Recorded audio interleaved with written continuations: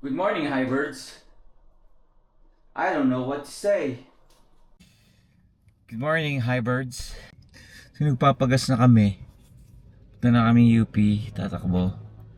Tapos mamaya, saan tayo mamaya? Alam mo, may stalker ka, nasundan ka na niya.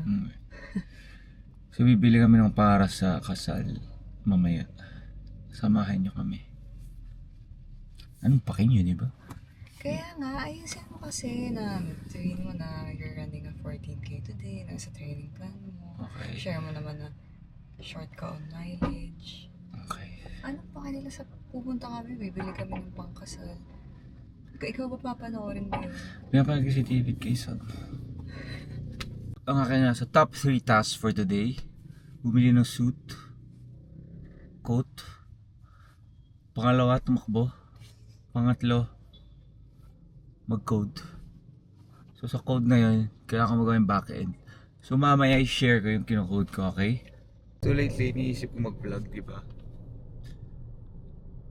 Tinatry ko i-reconcile yung idea na nahihiya ako tapos kailangan ko gawin. I think yung modern form ng shame ngayon ay tatawag ng mga batang cringe. So why do I feel shame or cringe when I do this? Dahil ba nahihiya ako? Hindi ko din alam. Pero kailangan gawin. Very uncomfortable sa akin ganito mag-video or mag-vlog. I have to do it. To learn. So yan, kung meron sa inyo nahihiya din gawin. Or yun nga, parang ako na masyadong conscious sa pag-video. Nag-iba yung pananalita ko or naging robot ako pag nag-uusap naman kami ni Bossing. Okay naman daw. Malamang okay na ilab yan sa akin. So yun. Yun lang, existential crisis bago ito.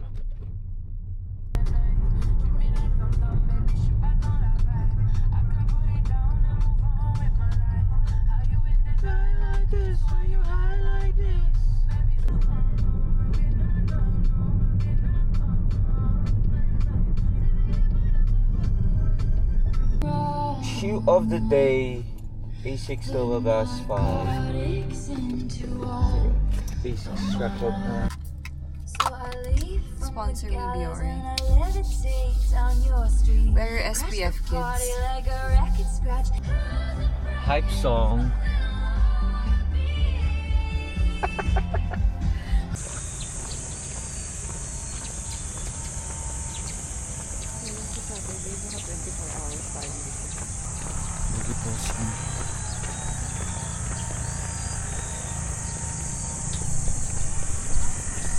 The rainbow.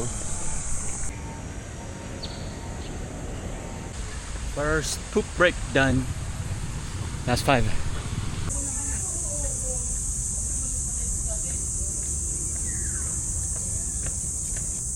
Pace natin 6:12, 13.05 kilometers. So, check natin stats. So, workout for today, 1K warm up. 8 by 1 kilometers na sub-threshold pace. Mga 5:30 to 5:45 sa akin ngayon. Heart rate, not bad. At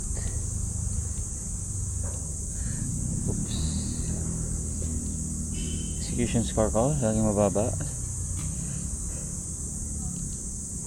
Training effect, threshold. Nice, not bad. Musta workout mo? 7K. Easy. On. 7:45. Ako 8K ka today. 8K ako nung Monday. So may isang run ka pa for the week. Yeah, long run. Okay. Ako probably may dalawa pa. Isang long, isang easy. Yun, isang gym session. Sobrang sore na ng chesticles ko. Ako din, grabe yung nose ko.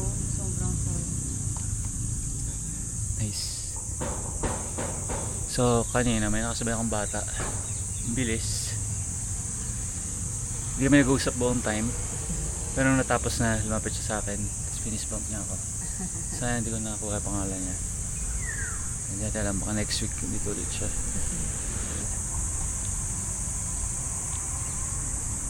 Uy.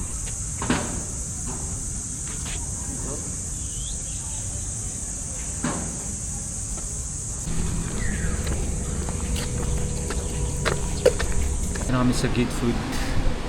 Look at the Gate Foods.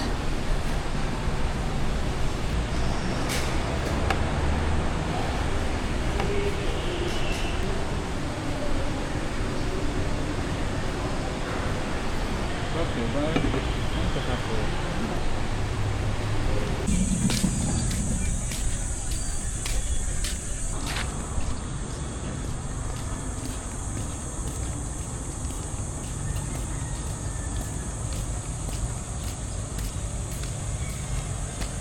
Balik mo shorts ng pamangkin mo. What happened, Vala? Lesson of the day! So, sa past 3 days na hindi tayo nagwa-vlog. 3 days lang. Joke lang yan, kunyari lang. Sige, cut mo na lang. Anong natutunan mo? Gusto ko i-share yung nabasa ko recently about the Japanese concept na doing something hard consistently. Parang every year. Yung misoji. Okay. Tapos yung pinapanood kong vlogger, kinomit niya na yung misoji niya every year is to run 1 marathon. Every year? Yes, every Oh. year. So, So naisip ko lang na baka okay din na gayahin ko. mag-marathon ka din? Hindi naman. Every year? Half marathon every year. Okay. Ba't hindi pa marathon? Parang mas realistic for me yung half marathon. Tsaka gusto ko muna sanang i-improve yung time ko sa half marathon kasi sobrang bagal ko pa. Yung first marathon ko parang 9 minutes per kilometer yung ko. Average pace ko. Pero baka eventually pag yaman na tayo. Pero, mataba ka pa nun eh. Oo, super Ngayon, weird ko hindi pa na. nun. Oo nga, tapos ang dami kong commitments. Kaya Oo. nahirapan ako maging consistent sa training. Baka better na ngayon. Anong weight mo today? 17. Nung nag-marathon ka, anong weight Hindi mo? ako nag-check pero I think nasa 145. At least 145 pounds ako nun. Laking difference. Super. Pero kasi mahirap kasing mag-cut habang nasa marathon training block. Nagawa ko lang yung diet nung natapos na yung TBR. Kasi super wala, parang kailangan mo lang talaga mag-carb load tapos after naman mag-refuel. Tama. Ang hirap mag-cut. Okay naman, happy naman ako na. Okay. That's the way. Ikaw, ano ang Thank you. iyong misoji? This year, nag-marathon na ako nung March. Pero, ang misoji ko ngayon, kasi magka-half din naman ako sa November, ay mag-start ng software business. So kung hindi nyo alam guys, software engineer talaga ako before. So from yung naipon kong capital, nag-start ako ng mga side na business, mga retail. Pero after nun, wala. I mean, kumikita, pero yun, nag-semi-retire ako last year. So wala akong ginawa. Hindi mag-exercise, basically. Nag-peak ako ng mga 220 pounds. So ngayon nasa 179 to 180 na lang ako. Yung goal ko mag 160 something. So yun, gusto ko ulit bumalik sa software. So yun, tayo gumawa ng sarili ko kasama si Bossing. Yes, let's So do it. yun, before software engineering na consultant ako, mga clients ko sa US or sa Europe. So yun, nag-retire ako after nung sinalihan kong startup na basically nag-IPO sa Nasdaq. So yun, after an existential crisis, tas yun, exercise na. I think typical nga nung panahon na yun, dahil na burnout talaga. Ako yun yung nangyari pagkatas ng IPO, after stable ng mga bagay. Basically, pahinga ako kasi nasunog talaga ako. So yun, ito na estansya. Top 3 running influencers na pinapanood mo. Let's start with Sobing. Boss. Philly. Top 3. Tapos si Lucy Davis. Si Chris Hui. Chris Hui. Lalaki? Hindi, babae. Ano siya, sa San Francisco siya based. Tapos nag-London Marathon din siya recently. Tapos, kaibigan niya si Matt Choi. Yan, top 3. Puro babae. Pag lalaki. So sexist ka? Sa babae mo. My turn. Ha? O bakit? Sa babae. Sexist ka? Tulog oh. Joke yan. Nakikakat ko yan. Editor, pakat na lang natin. Ikaw rin. Ako din. Aluin pakat na lang. Top 3 yung ako si Flowberg. Ganda ng videos niya eh. So ang ganda ng pagka-edit. Ang cinematic, no? Oo, cinematic. Kapareho nung pinapanood. Actually si Clayton din, parang ganun. Same sila. Ang ganda ng pagka-edit. Si Clayton Young, yung isa sa practical na pinapanood ko siya eh. Lee Grantham. So, British siya na nakatira ngayon sa Thailand na runner. Kasi lang, practical lang ng tips niya. Kasi binibigyan niya yung actual workouts. British siya, sa Thailand siya. Hindi, ang init noon. Oo, Nasanay yun na nga. siya. Weird nga kasi, hindi man weird, parang interesting kasi sa Thailand siya, pero minsan nag-stay din siya sa Middle East. Ah, okay. Bakit Oo. work? Oh, work, parang may gym, yung may triangle. Team Sova. I mean, elite sila. Yung natutunan ko dun yung sa gumagamit sila ng Nike Structure 25. So, isa sa principle na natutunan ko, hindi sila lagi nagsusuper shoes or spikes. So, gumagamit na sila nung neutral na shoe, I think, for balance and safety lang din. Kasi kahit si Jakob Ingebrigtsen, yung Norwegian na Olympic champion, nagsa-structure 25 pa rin siya hanggang ngayon eh. Minsan panglakad niya, minsan warm up bago sila magpalit dun sa spikes. To show if you're wearing a dress shirt underneath.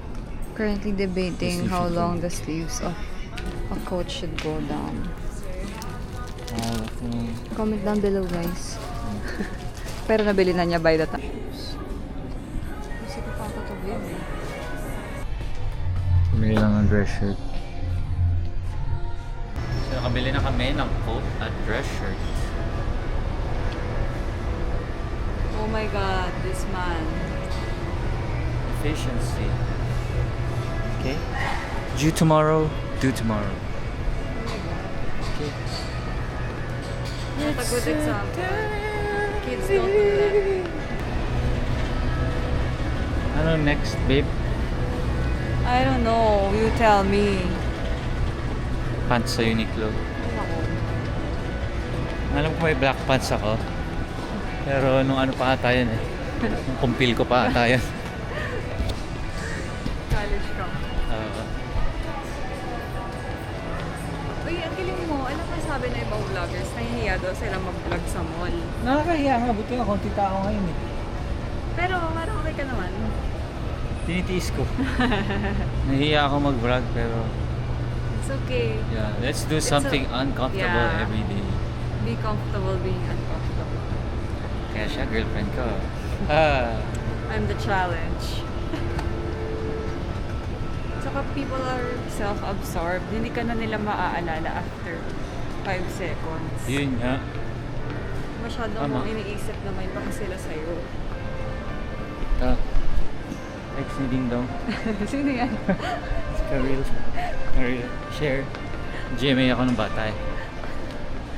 Ayun. Good morning. Alam mo Cute. may Igo SL daw sa Foot Locker. Talaga? Last item. And it's time to do the groceries. Yeah. Guys, pag nasa estansya kayo, nilagay sa tayo food. Masarap yung soy chicken. Ano masarap yung doon? pad thai, pati yung chicken. Sino yung karang Vivo SL. Ito yung Evo SL, kahit meron na siyang Evo SL. Sulit kasi 8,000 pesos. Tapos, Pwede siya pang tempo and long run. Easy run, kaya pang easy run ko rin. nahilig kasi siya mag-tempo. Ha? Coffee break. So, alam ko wala namang pake, pero order namin. So, dapat yung order ko ay Nitro Cold Brew, pero unavailable daw, so cold brew na lang. Fun fact, kung kailangan nyo mas mataas na caffeine na beverage, mag cold brew kayo kasi espresso based na drink, mas mataas. Order ni bossing yung barista's drink. So, tinatry kong hindi mahiya. Nag-tripod ako nakalagay sa table ng bar.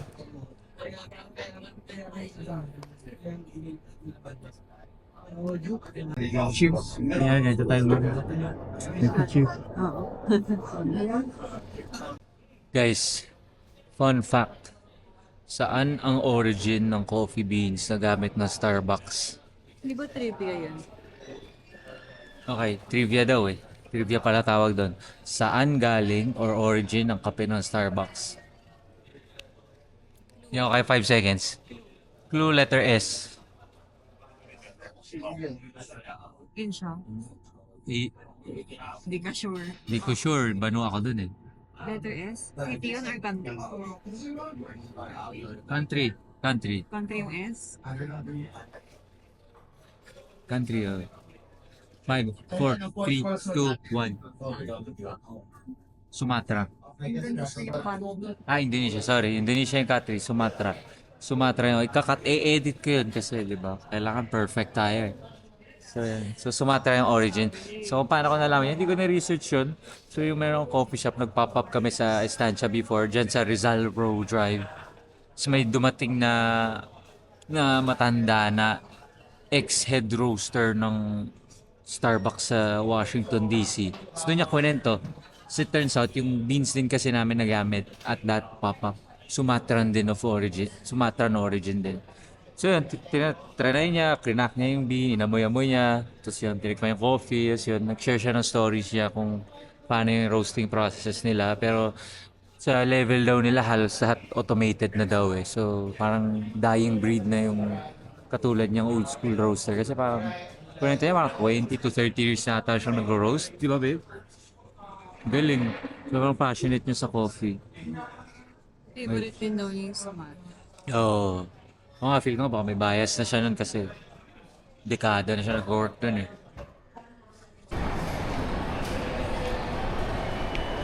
What happened, Bella?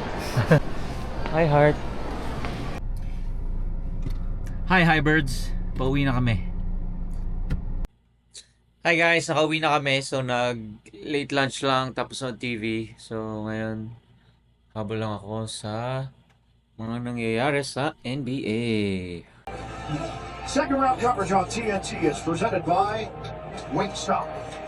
It's game 2 of the Western Conference semifinals. Okay guys, kanina pa tayo nasa bahay. So, lunch lang, pati no TV kanina. So, nawalan kami ng internet. So, nagbasa lang ako kanina. Kwento ko sa inyo ngayon ay kung anong ginagawa ko.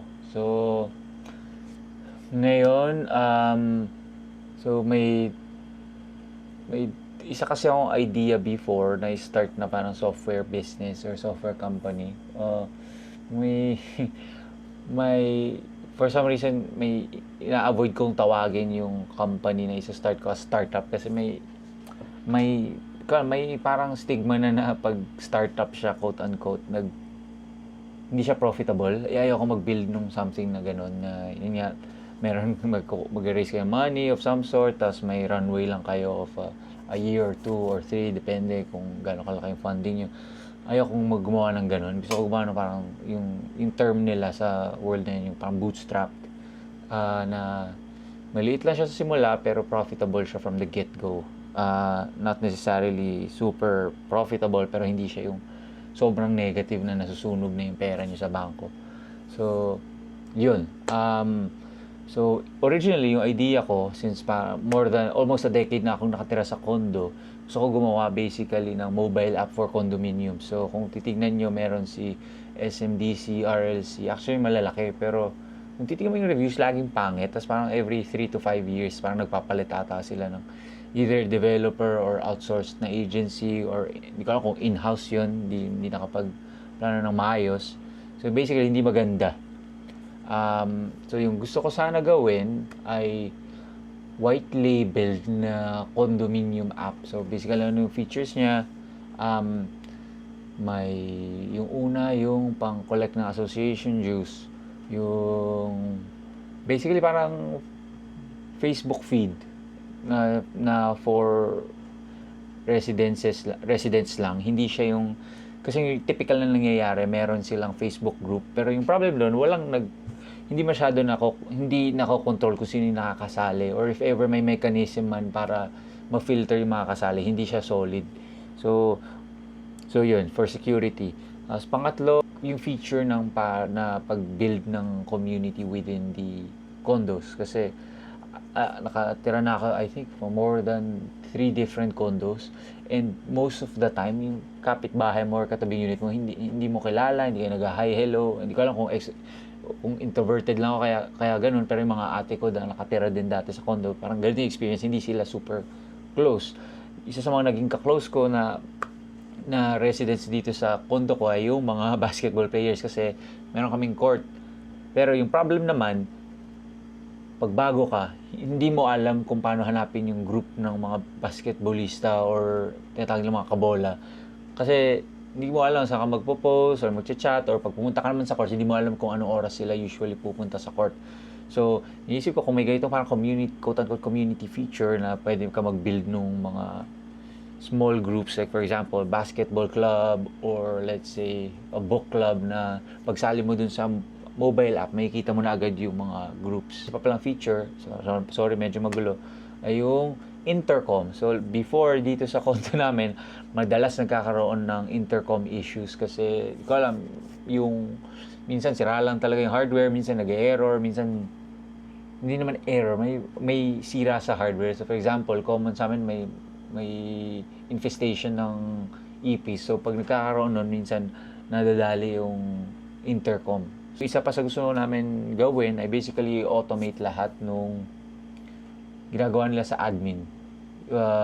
Maraming stuff, pero yung kunyari yung pag-handle ng mga passes or yung gate pass, pag may kailangan tanggalin sa unit, ibaba or ipasok, lahat yung bababa ka pa eh. Pag magpapareserve mo yung court, bababa ka. Nung nagka-COVID dati, pag papareserve mo yung gym, bababa ka. Lahat naman kaya yun dapat sa mobile app.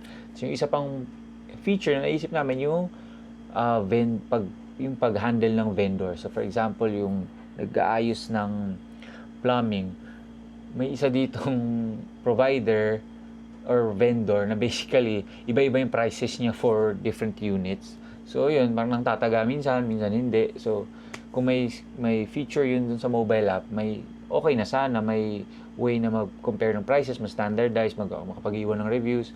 So yun. Pero yung naisip ko, so mag-backtrack muna tayo. Yung ganong type of sales, based sa knowledge ko, ay mas matagal yung sales cycle niya. Mas kailangan, since parang enterprise, kakausapin mo yung property manager. Tapos tinry ko na din yung explore eh. So yung mga mas mature na condos, usually yung nagde-decide na nun yung mga homeowners association. So mas matagal na process siya. So yung isang naisip ko gawin, ano ba yung isa sa pinakaginagamit ko na software before, isa sa pinakaginamit ko, yung Swash. So yung Swash, basically, mobile app siya na pag nag-book ka, may magpipick up ng laundry mo, tapos may magde-deliver din after a day.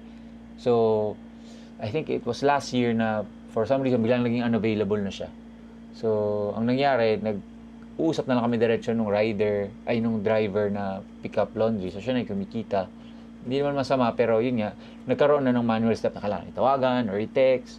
So, yun muna gagawin ko. Gawa ko ng white label na mobile app na ibibigay ko sa mga laundry shop. So, bakit white label na mobile app? Kasi may chance na may POS na sila. Tapos, isa to sa way na basically, isa to sa pwedeng unique selling points compared to their competition. Saka isa tong way na ma-neutralize yung distance problem. Kasi most of the time, yung laundry shops, constrained sila nung location nila. Usually, kinakain lang nila parang 5 to 10 kilometer radius, yun lang yung nagpapalaundry sa kanila kasi yun lang yung mga malapit. Pero kung may mobile app ka, tapos meron ka lang full service na may pick up delivery, tapos meron ka lang riders, magiging helpful siya kasi mas scale mo yung operations nyo smoothly as compared to manual na tatawag, kailangan mo ng full time doon na sumasagot. Yun. So, usually laundry shops naman, usually small to medium yung mga nandito. Tsaka maraming small to medium na laundry shops na I think magiging helpful yung mobile apps. And I think mas mabilis yung sales cycle ng isang laundry shop compared sa isang malaking real estate company or condominium. So, yun yung idea. Once ma-nail down na namin itong product, actually, nasimulan ko na siya, yung back-end na lang ginagawa ko, tapos integration. So, yung front-end, sa mga fellow software engineers dyan, ng mga nerdos, so, yung ginagamit ko, React Native sa front-end, so, syempre, naka-Expo. As Unistyles lang, hindi ako gamit ng any UI Live, so, if you know, you know. Tapos, yung sa back-end, Django. So, yung Django, battle-tested na siya na Python framework. Kung bakit namin ko siya ginagamit, kasi dali gumawa mabilis as compared to pwede mag-Node.js, TypeScript, may mga counterparts naman sa JavaScript or Node.js or Go or even PHP na magiging helpful, pero sa experience ko, Django, and from may experience na din ako na ginamit ko yung Python na Django na nakapag IPO or basically exit. So, isa sa pinakamagandang quality ng startup namin before na nag-exit ay basically yung time to market or speed. So, just to share, usually sa isang company, kung may developer kayo, may develop kayong app, usually may 3 bagay lang kayong, out of these things na sasabihin ko, dalawa lang usually magagawa nyo. Yung 3 ay yung time to market or speed of development. Pangalawa yung scope, nung gaano kalaki yung i-code. Tapos pangatlo ay yung quality. So most of the time, 2 lang yung mapaprioritize nyo at isa yung masasacrifice. For example, pag may gusto yung product team nyo na malaking scope, tapos gusto ng executive nyo na magawa to in a good way, basically magandang quality para madali i-extend, most of the time, hindi mo siya ma-deliver na mabilis. Kasi, yun lang talaga yung constraint. Tas, for example naman, pwede yung gusto ng executive team, gawin natin to as fast as we can, pero yung product team, sabi niya, ito yung scope, malaking scope. Most of the time, yung isa-sacrifice nyo sa team ay yung quality ng code base kasi magkakat kayo ng corners para ma-develop. Meron naman, pwede mabilis at maganda yung quality, pero hindi malaking scope. Kasi, basically, finite lang yung resources yung imposible yun. So, yun yung gagawa ko, share lang sa lesson. So yun, ito yung gagawin ko, yung tawag lang yung laundry tech. So may kinakausap na yung girlfriend ko na possible customers. So yun, isa pala sa ginawa ko para mag-build ng offer ay yung book ni Alex Hormozy. So yun, as a nerd or basically an introvert, wala akong idea sa sales, but same as with vlogging, fuck it, let's try it. Yun na. So, dito ko natatapusin yung video. Magkakode na lang ako buong gabi. Yun, inubos ko yung whey ko. 30 grams of protein. After this, I'll probably be at 90 grams for the day. So, kailangan ko pa magdagdag ng 20 grams of protein. So, probably isang protein bar or 3 eggs.